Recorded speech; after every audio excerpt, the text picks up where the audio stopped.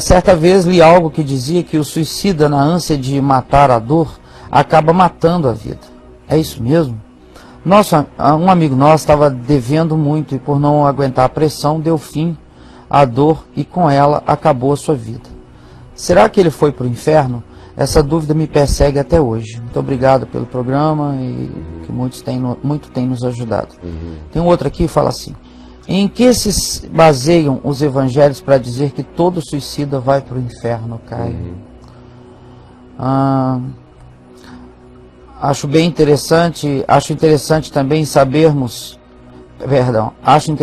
pensarmos quando o suicídio é resultado de uma tentativa de salvar outras pessoas. Seria então um sacrifício para salvar outros, cara? Para aí. Bom, se é a mesma pessoa? Não, são três perguntas diferentes, tá? No primeiro caso do amigo, ele leu em algum lugar que na ânsia de tirar a dor, o indivíduo tira a vida. No caso do suicídio. E aí aplicou a um amigo dele que em desespero suicidou-se. Aí vem a pergunta, será que ele foi para o inferno? Eu vivo com essa angústia, não é isso? E essa dúvida me persegue até hoje. A segunda questão é no que os evangélicos se amparam para fazer essa afirmação peremptória de que o suicida está perdido. Perfeito. E a terceira questão foi... Acho interessante também pensarmos quando o suicida... o suicídio é resultado de uma tentativa de salvar outras vidas. Isso, foi suicídio salvar outros. Sim. Bom, indo de trás para frente, ninguém praticou suicídio quando o ato da sua entrega para a morte foi para salvar outros. Isso já acaba com a categorização dessa experiência como uma experiência de suicídio. O indivíduo está amando outros e para preservar a vida de outros, ou tirou a própria vida, ou entregou a própria vida, seja lá como tenha sido a circunstância, mas ela desconfigura a ideia do suicídio. O que configura realmente a ideia do suicídio é o desespero humano.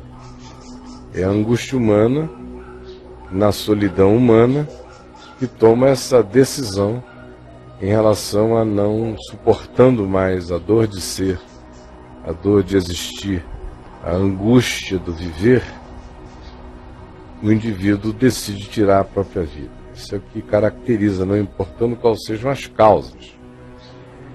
Tanto no judaísmo, quanto em vários outros grupos de expressão religiosa não cristã do mundo, na maioria dos casos, o suicídio é interpretado como um estar fora de si. Justamente por isso, existe uma certa indulgência prática em relação ao suicida nesses sistemas religiosos.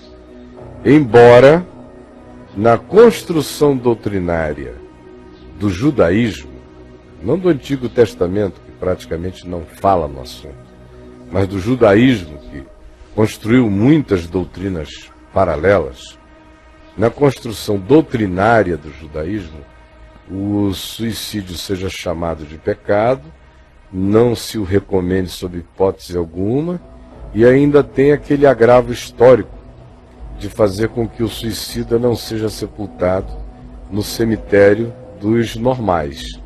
Ele é sepultado num cemitério de suicidas. No judaísmo? No judaísmo.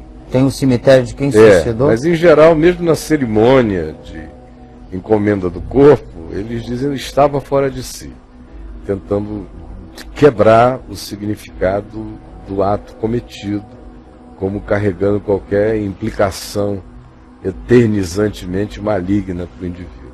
Não só o judaísmo, mas o islamismo faz assim, embora o islamismo seja bem mais radical quanto ao destino do suicida, dos textos escritos, embora existam homens-bombas e haja intérpretes islâmicos que tentem justificar o homem-bomba à luz do Alcorão e de outras tradições islâmicas. Sim.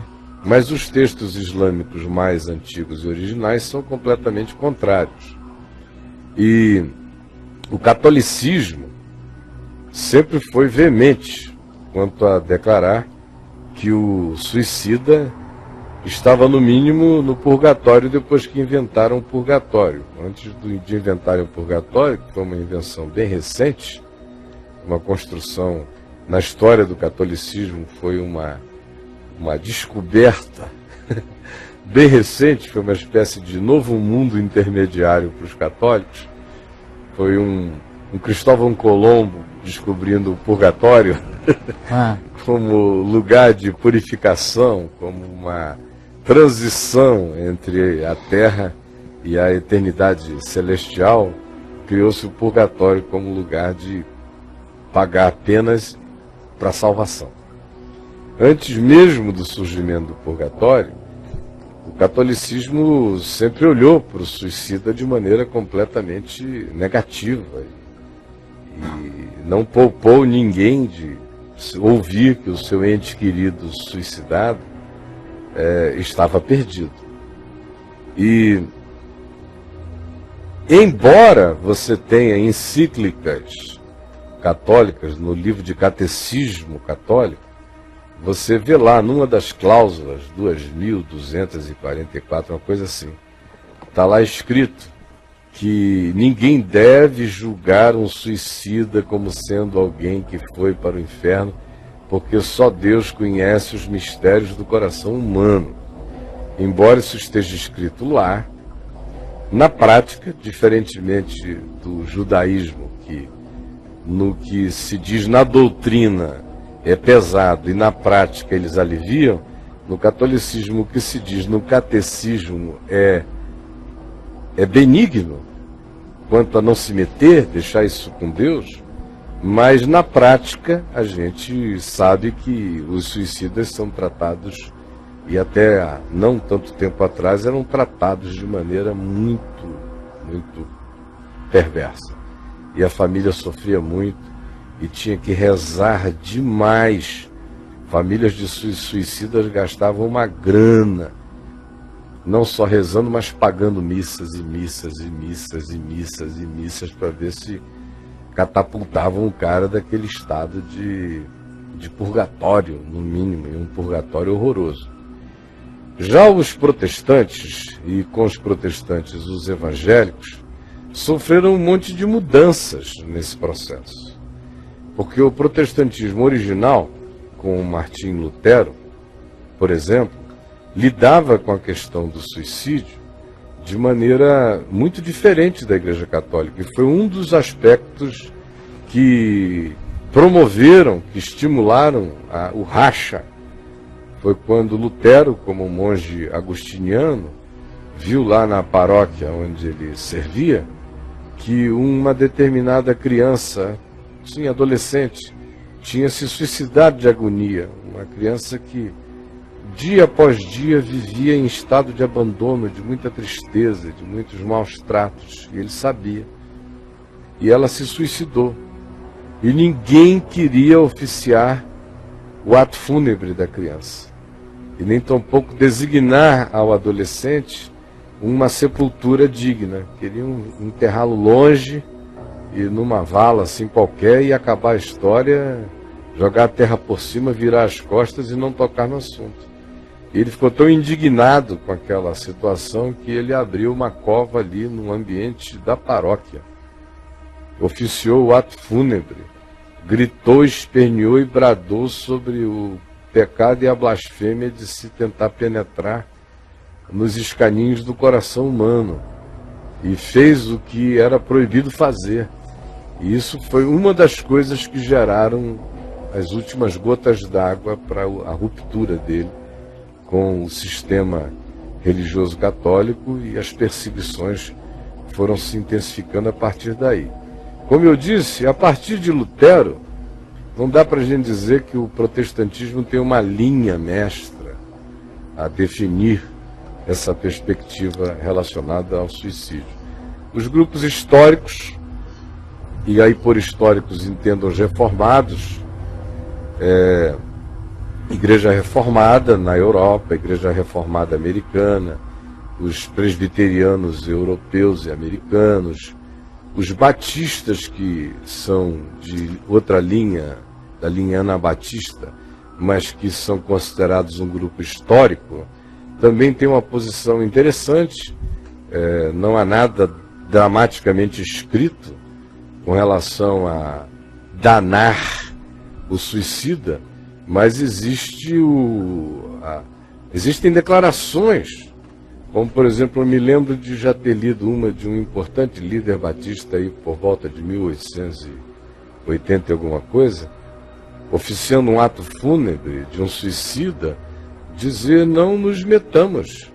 O que de fato é pecado contra Deus é saber do amor de Deus e em vida manifestarmos-nos indiferentes a Ele a existência inteira, ou blasfemarmos contra o Espírito Santo, significando dizer rejeitarmos em sã consciência a graça de Deus em nosso favor por causa das loucuras dos nossos desejos ou caprichos ou ânsias de poder, ou por causa da nossa hostilidade contra a verdade, da nossa hostilidade contra Deus. Já o meio evangélico, após ter se pentecostalizado, quando a presença pentecostalizante começou a crescer no meio evangélico, e metendo e fazendo a sua metástase para dentro do protestantismo histórico, é que isso começou a ser alterado, porque já é no pentecostalismo e no evangelho, nos evangélicos pentecostalizados, os que sabem que são e os que não sabem que são, sejam eles históricos ou não, é que surgiu essa ideia do suicida completamente perdido e alienado. Sua pergunta, da segunda pergunta, é qual a base bíblica? Não existe. Não existe base bíblica, isso é um dogma, isso é uma ilação. Agora, quais são os argumentos teológicos que os evangélicos usam? O principal deles é associar o suicídio com o mandamento do decálogo que diz: não matarás. Aí o cara então diz: bom, não matar é não tirar uma vida. Ora, se alguém tirou a sua própria vida, tirou uma vida, logo matou. Portanto, o suicida cometeu um grave pecado porque tirou a sua própria vida. Essa é a ilação, essa é a base bíblica. E se você pode espremer, ler o que você quiser, você não vê nada passar daí. Aí vem todas as outras coisas sobre o valor da vida, sobre a ingratidão radical do suicida, sobre o desvalor que tal atitude imputa à existência. Eu já vi pessoas e teólogos escrevendo, dizendo a afronta, a dor causada ao coração de Deus, o que faria com que Deus jogasse o cara no inferno.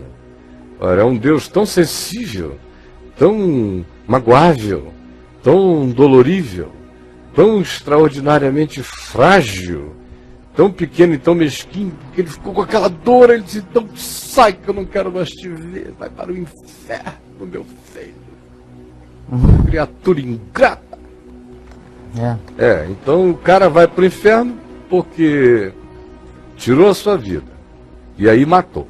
Vai para o inferno porque feriu o coração de Deus numa ingratidão radical. E vai para o inferno porque deixou os parentes tristes de uma tristeza sem cura. Porque já é a conclusão de que, porque teria ido para o inferno, os parentes, sabendo disso, ficam com uma tristeza sem cura. Então o cara vai para o inferno duas vezes. Vai para o inferno porque já teria ido, e por cuja realidade os parentes sofriam uma tristeza sem cura, e por cuja tristeza sem cura o cara vai para o inferno. Esse é um argumento evangélico, é um argumento escolástico, sem nenhuma densidade de nenhuma natureza. O que particularmente eu penso, isso é o meu pensar, o que a Escritura não afirma assim com todas as letras e com todas as expressões, eu não quero fazer disso nenhum tipo de afirmação peremptória. Mas é minha convicção, e a fé que tu tens, tenha para ti mesmo, e a minha eu tenho na para mim mesmo, e a tenho com toda consciência, responsabilidade e destemor. A fé e o entendimento que eu tenho, segundo o Espírito que eu discerno no Evangelho, segundo a graça que eu vejo em Jesus, segundo a misericórdia, a bondade que eu percebo em todos os atos e gestos e tratos de Jesus, segundo a realidade de que eu conheço Deus em Cristo. Como Jesus disse, quem me vê a mim, vê ao Pai, de modo que o Deus impenetrável se me torna acessível quando eu o discerno no único meio de discernir Deus com mais proximidade para o homem, que é em Cristo, o homem, em Jesus. Eu, quando olho para Jesus, eu não vejo espaço para associar o suicídio à inescapabilidade do inferno. Aí você citaria o caso de Judas. Os evangelhos dizem que ele se perdeu, chamam-no de filho da perdição, essa coisa toda. A minha pergunta é, e foi por causa do suicídio ou foi por causa do coração dele? Foi por causa do coração ou foi por causa do suicídio? Se ele é o filho da perdição, ele é o filho da perdição porque se suicidou? Pelo modo como morreu, ou ele é o filho da perdição pelo modo como viveu? Ora, a gente lê, especialmente o Evangelho de João, é o único que faz essas afirmações mais peremptórias sobre Judas, que era ladrão, que era enganador, que só se preocupava consigo mesmo, que é o filho da perdição, afirmando algumas vezes, 5, 6 vezes a gente encontra isso no Evangelho de João. Nenhuma das alusões atrelam-se ao modo dele ter morrido.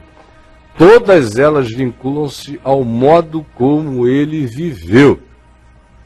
E isso são declarações do Evangelho sobre um ser humano chamado Judas.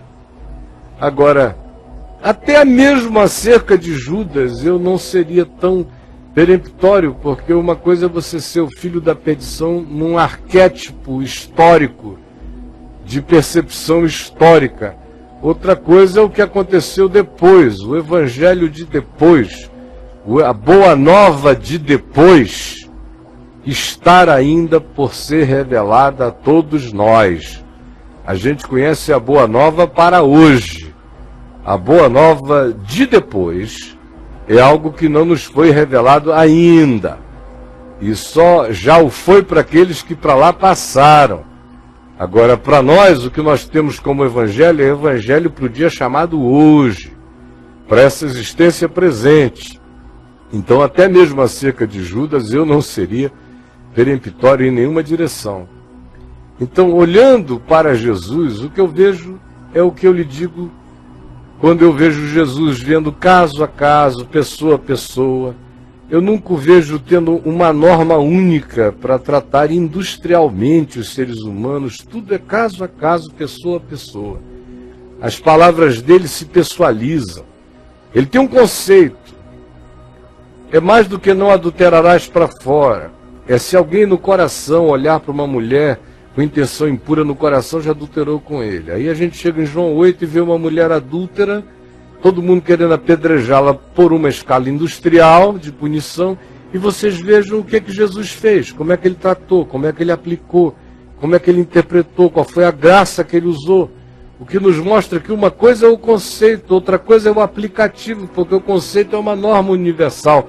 O aplicativo tem a ver com aquilo que só Deus penetra nos ambientes e nas entranhas do coração humano.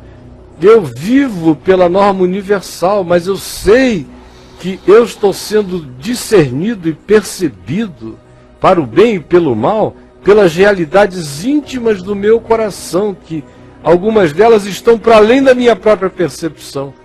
Algumas delas só Deus discerne. Agora, naquilo que me sobe à consciência, eu também sei que muitos dos equívocos que seres humanos praticam do ponto de vista da universalidade da violação de um certo código, na interioridade do coração não se dá para criar uma norma universal por causa da singularidade de cada situação específica.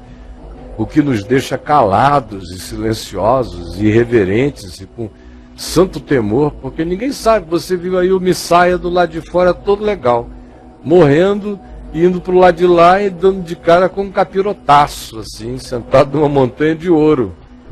Então, não julgueis segundo a aparência, mas segundo a reta justiça, é o que Jesus nos diz. E quando se trata de algo em relação a que eu não tenho nem possibilidade de meter a cara para dentro, eu tenho mais é que ficar em temor e tremor e santa reverência, e nunca atribuir a ninguém como destino o inferno, porque esse não é o nosso departamento, não é da nossa alçada, não está no nosso poder sob hipótese alguma.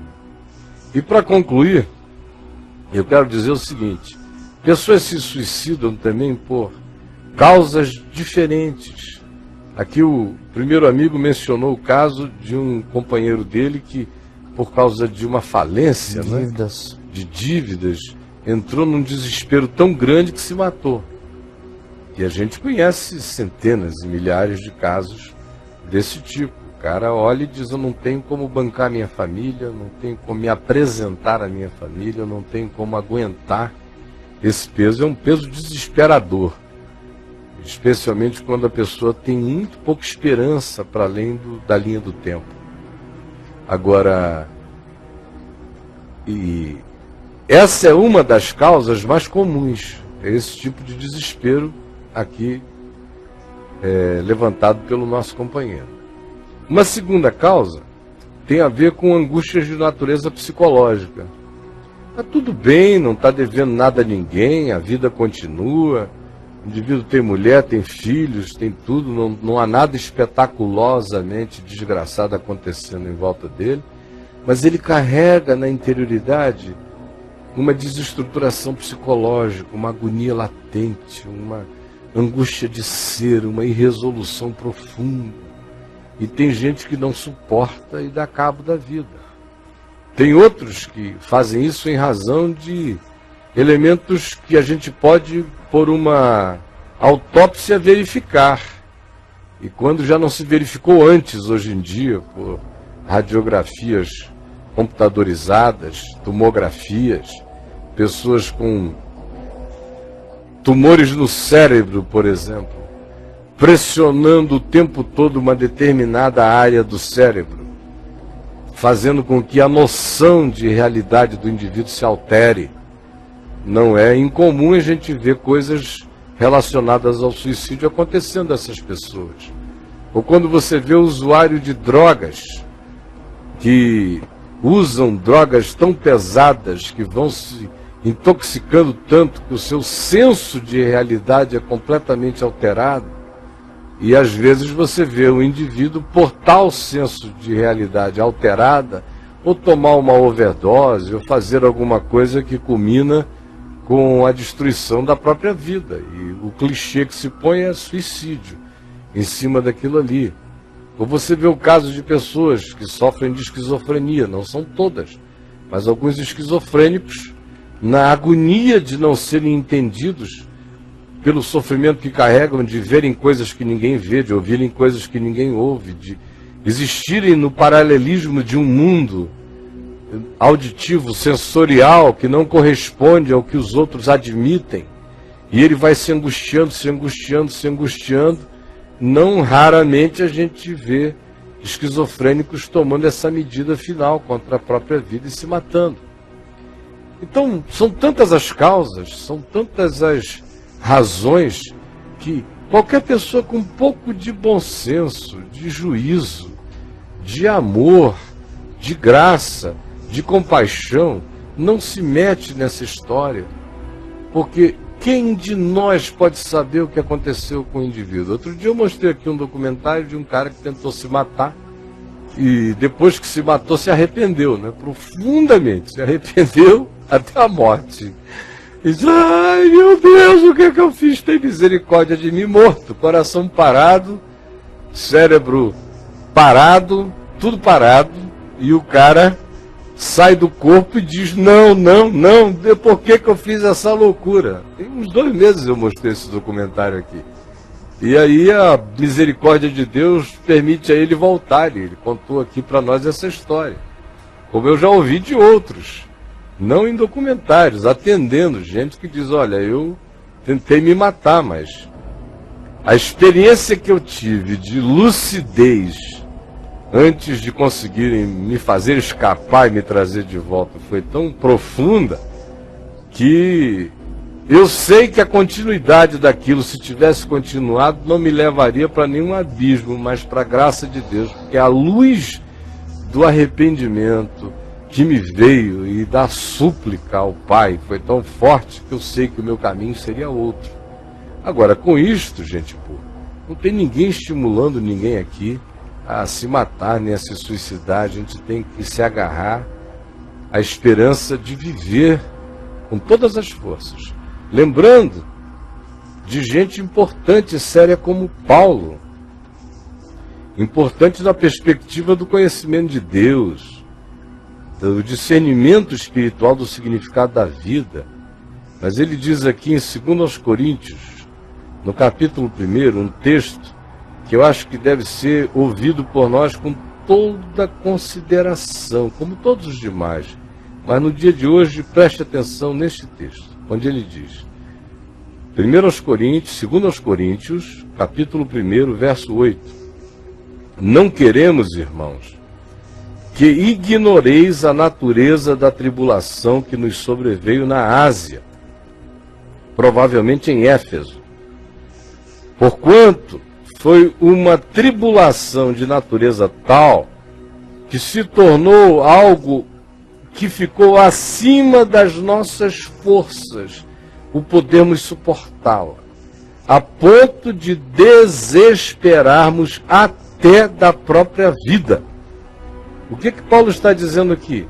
Senão que ele sofreu uma tribulação tão angustiosa na Ásia, em Éfeso, onde a gente lê aqui em 1 Coríntios 15, 32, uma afirmação dele muito sutil e interessante, porque não há narrativas históricas para corroborarem ou ampliarem, não se trata nem de corroborar, de ampliar essa afirmação dele. Histórico isso aqui foi. Ele diz em 1 Coríntios 15, 32, se como homem lutei em Éfeso com feras, que me aproveita isso?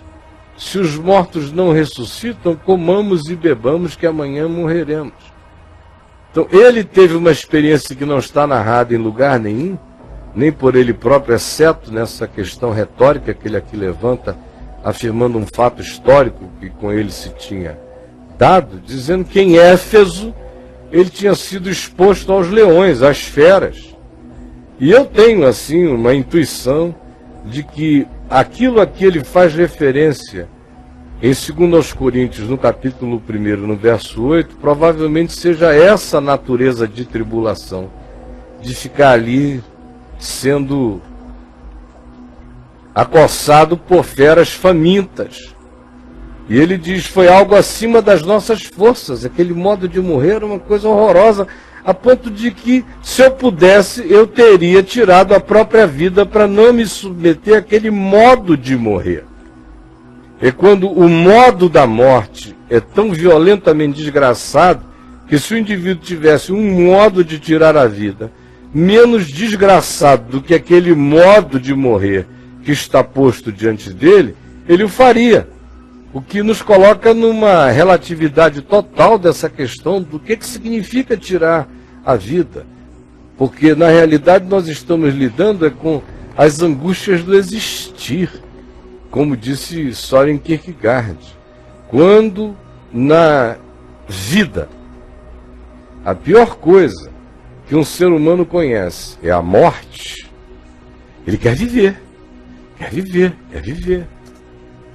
Mas quando de repente, na existência desse indivíduo, a pior coisa que ele passa a conhecer é a experiência de estar vivo, por qualquer das razões aqui já por mim aventadas e 1 milhão de outras que não foram e nem serão, quando na existência a pior coisa que ele então passa a conhecer é estar vivo, diz Søren Kierkegaard, nesse dia ele quer morrer.